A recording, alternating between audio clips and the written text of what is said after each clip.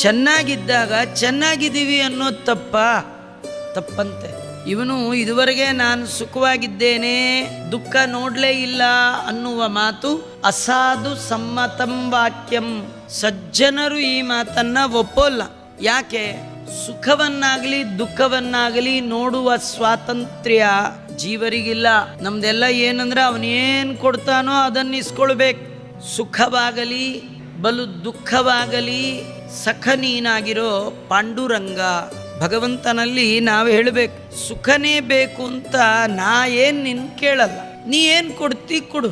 ನಾನೇನು ಕೇಳ್ತೀನಿ ಅಂದರೆ ಸುಖ ಬಂದಾಗ್ಲಾದರೂ ಸರಿ, ದುಃಖ ಬಂದಾಗ್ಲಾದರೂ ಸರಿ, ನನ್ನ ಕೈ ಬಿಟ್ಟು ಅಲ್ಲಿ ಹೋಗಬೇಡ.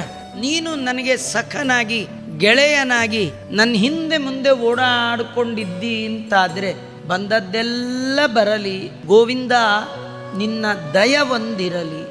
ನಾವೆಲ್ಲ ದೇವರಲ್ಲಿ ಹೀಗೆ ಕೇಳೋದೇ ಇಲ್ಲ. ನಾವು ಕೇಳೋ ಸ್ಟೈಲೇ ಬೇರೆ. ನಾವು ಹೇಗೆ ಕೇಳ್ತೀವಿ ದೇವರಲ್ಲಿ? ಇದು ಬೇಡ, ಅದು ಬೇಡ, ನನ್ನ ಮಗ ಹೀಗಿರಬೇಕು, ನಮ್ಮ ಸೈಟ್ ಹೀಗಿರಬೇಕು, ದೇವರಿಗೆ ಆರ್ಡರ್ ಮಾಡ್ತಾ ಕೂತ್ಕೊಂಡು ಬಿಡ್ತೀವಿ. ನಾವು ಹಾಗೆಲ್ಲ ಹೇಳುವ ಹಾಗಿಲ್ಲ. ನೀವು ಹೇಳಿದ ಮೇಲೆ ಅವನೇನು ಕೊಡಲ್ಲ. ನೀವು ಬರೋಕ್ಕೆ ಮುಂಚೆನೇ ನಿಮಗೇನು ಕೊಡಬೇಕು ಅಂತ ಅವನೇ ಫಿಕ್ಸ್ ಮಾಡಿಟ್ಬಿಟ್ಟಿದ್ದಾನೆ. ಅದಕ್ಕೆ 1% ಜಾಸ್ತಿನೂ ಮಾಡಲ್ಲ, 1% ಕಡಿಮೆನೂ ಮಾಡಲ್ಲ.